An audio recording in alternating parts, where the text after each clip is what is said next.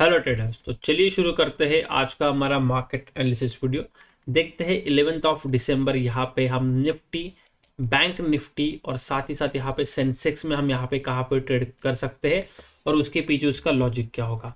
Video शुरू करने से पहले थोड़ा डिस्कस करेंगे मार्केट ने यहाँ पे किस तरह का क्लोजिंग दिया है और साथ ही साथ यहाँ पे नेक्स्ट मार्केट किस तरह का मोमेंटम कर सकता है।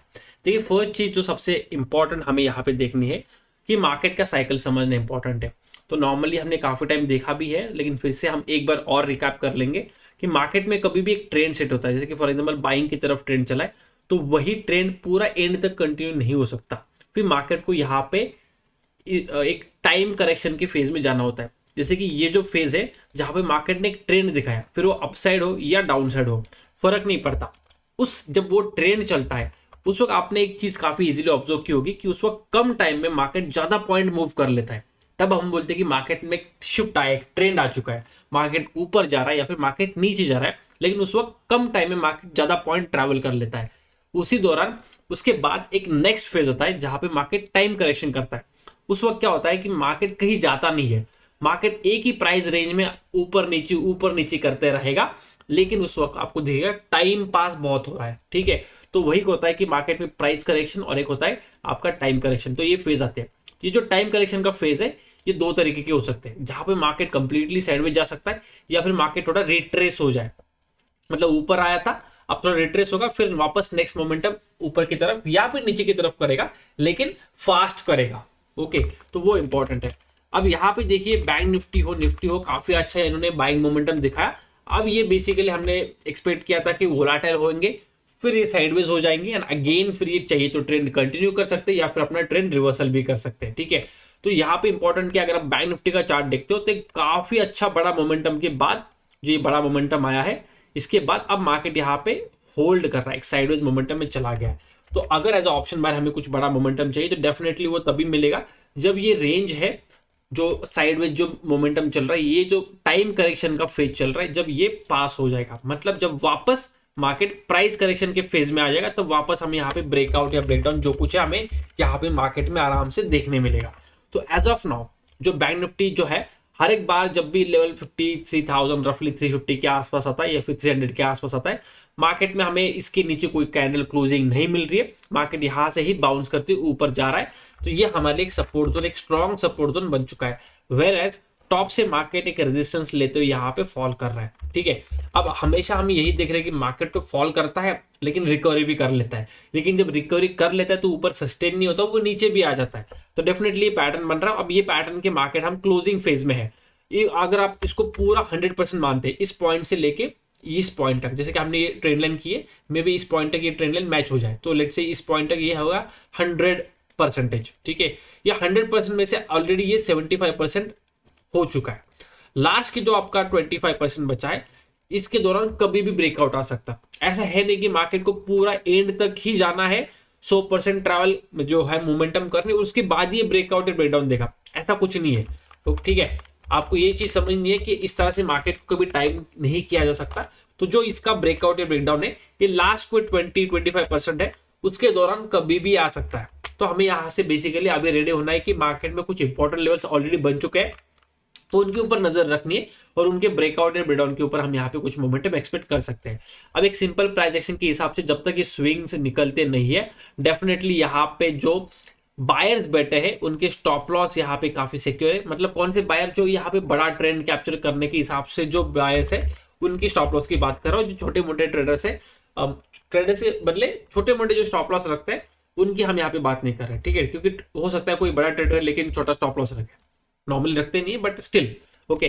दूसरा यहाँ पे एक स्विंग है, फिर उसके थोड़ा नीचे, फिर उसके और थोड़ा नीचे, अभी ये यहाँ पे का क्लोजिंग मिला है, राइट।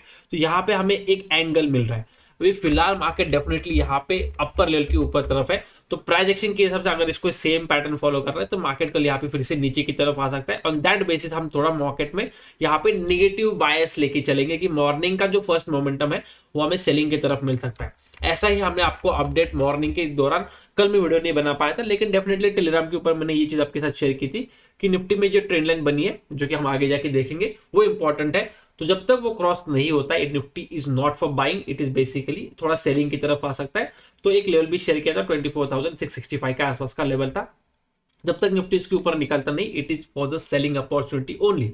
बैंक निफ्टी में भी सेलिंग का लेवल थोड़ा ये किया था, फिर हमने निफ्टी में ट्रेड लिया, ठीक है। और उसके बाद एक इंपॉर्टेंट मैसेज भी मैंने यहाँ पे डाला, तो जो कि यहाँ पे एक्चुअल में शेयर करना भूल गया फ्री वाले ग्रुप में, कि निफ्टी डे हाई के आसपास है, लेकिन मैं बोला कि वहां पे हम बाइंग का ट्रेड नहीं बना सकते। क्यों? क्योंकि अगर डे हाई ब्रेक भी होता है, जो नॉर्मल लोग करते हैं कि चलो डे हाई ब्रेक हो गया बाइंग की तरफ चले जाएंगे, वो हम वहां पे नहीं कर सकते थे। Reason was resistance level was very near. तो जब तक वो वहां पे सस्टेन नहीं करता ठीक ठाक, तब तक उसमें बाइंग का प्लान नहीं करना है। मार्केट ने वही किया, ब्रेकआउट दिखाने के ट्राई किया, और जैसे ब्रेकआउट हो गया फेल होती निफ्टी काफी अच्छा फॉल किया। और जो लेवल था आई गेस 500 का लेवल, हाँ 53,500 का लेवल, सो नॉट 53, निफ्टी का लेवल थोड़ा नीचे वाला कौन सा था, ये वाला, हाँ ओके, 24,500 का जो लेवल था, यहां तक निफ्टी फॉल कर सकता है। इसके बारे में हमने यहाँ पे बात की थी, मार्केट में एग्जैक्टली वैसा ही हुआ, ठीक है।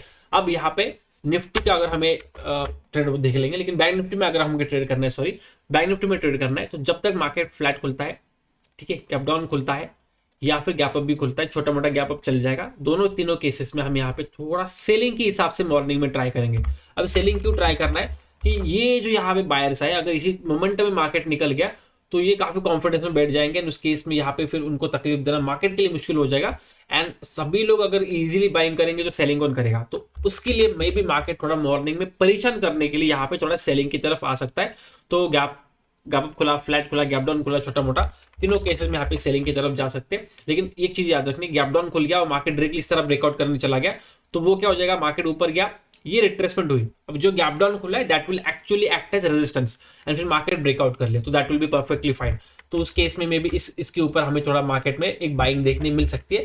लेकिन एक्चुअल ट्रेंड आपको मिलेगा जब मार्केट 53,770 जो ये वाला लेवल है, ये जो स्विंग है, जब तक मार्केट इसको क्रॉस नहीं करता तब तक एक बड़ा बाइंग का मोमेंटम हम डायरेक्टली एक्सपेक्ट नहीं करेंगे। लेकिन जब इस लेवल का ब्रेकआउट होगा, मे भी मार्केट थोड़ा यहाँ पे स्ट्रगल करे, लेकिन जब ब्रेकआउट आएगा वो काफी अच्छा ब्रेकआउट आएगा। तो प्राइस एक्शन के हिसाब से जब मार्केट 53,773 जो लेवल बना, ये वाला जो लेवल मैंने मार्क किया, जब इस लेवल के आसपास आ जाएगा तो आपको बस एक रेंज का वेट करना है, रेंज बनेगा, रेंज का ब्रेकआउट होगा, वहां पे हमें काफी अच्छा ब्रेकआउट देखने मिलने वाला है, ठीक है। सिंपल प्लान हम रख सकते हैं।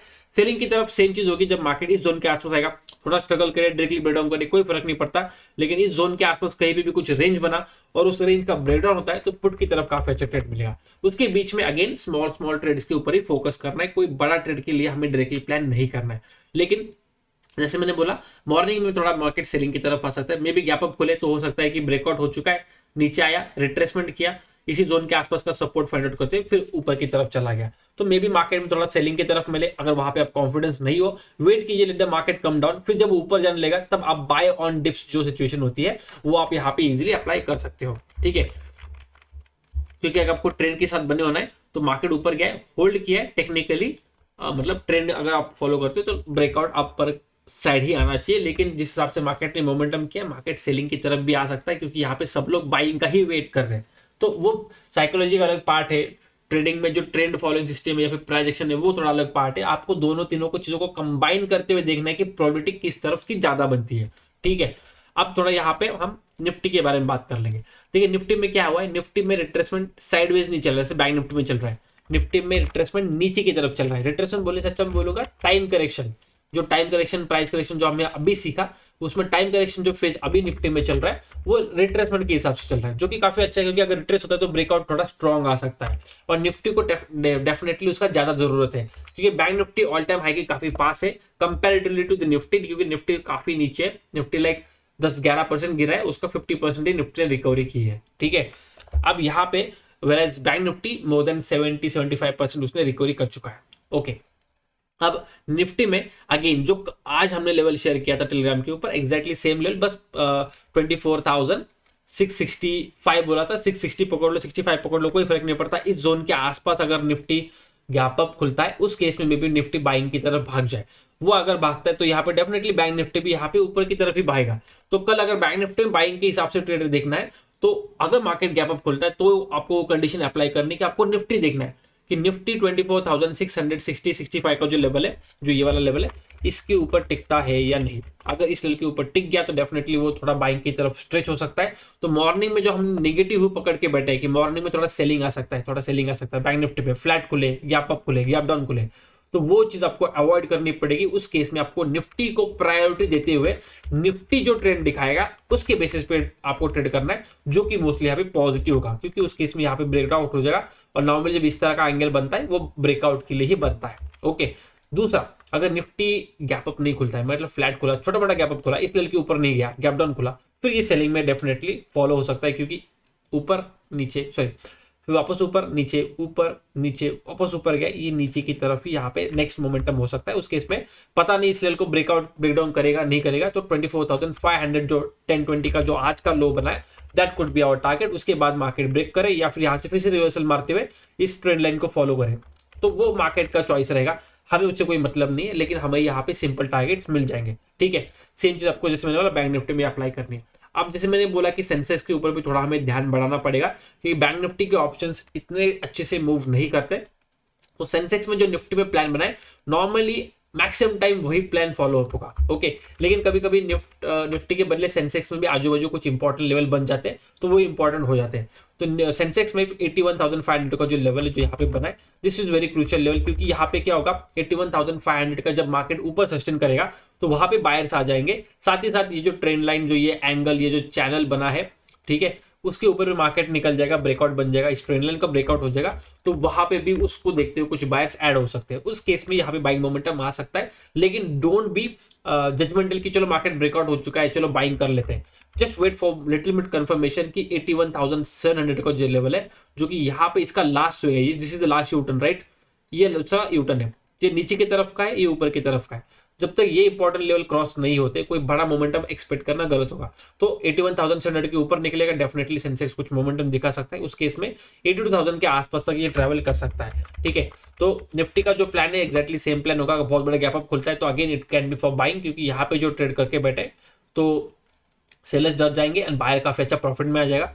तो उस केस में बाइंग मोमेंटम कंटिन्यू हो सकता है, मे भी थोड़ा रिट्रेसमेंट कर जाए, लेकिन फिर ओवरऑल वो बाइंग की तरफ ही मोमेंटम करने का ट्राई करेगा। ठीक है, तो सिंपल चीज जो निफ्टी में है वही सेंसेक्स में, बट यहाँ पे थोड़ा चीजें चेंज होगी बिकॉज 81,500 का लेवल है, तो हो सकता है मार्केट थोड़ा टाइम पास करे, रेंज बनाए, फिर ब्रेकआउट ब्रेकडाउन दिखाए। तो जो कुछ है बेसिकली आपको 81,500 का जो लेवल है इसके ऊपर ध्यान रखना है। इसके ऊपर सस्टेन करेगा तो बाइंग की तरफ जा सकता है, लेकिन सबसे अच्छा कंफर्मेशन मिलेगा जब 81,700 के ऊपर निकलेगा, क्योंकि उस केस में 81,500 के आसपास जिन्होंने बाइंग किया है वो 200-300 पॉइंट प्रॉफिट में आ जाएंगे एंड फिर उनका कॉन्फिडेंस बढ़ेगा, फिर वो ट्रेलिंग स्टॉप लॉस के बेसिस पर रहेंगे मार्केट में, वो बड़ा ट्रेंड कैप्चर करने का ट्राई करेंगे, जिसके हिसाब से ब्रेकआउट आ सकता है। Okay, I hope the point is clear. Video मैंने काफी इन डिटेल में आपको समझाने का ट्राई किया है, साथ ही साथ एक जो कंसेप्ट है जो मैं नॉर्मली मेरे स्टूडेंट्स को सिखाता हूँ वह भी मैंने यहाँ पे कवर किया है। तो डेफिनेटली अगर आपको अच्छा लगता है make sure to like it, and अगर नए व्यूअर्स हो तो सब्सक्राइब करना भी मत भूलिए। Thank you so much for watching, मिलते हैं नेक्स्ट वीडियो में, टिल देन गुड बाय।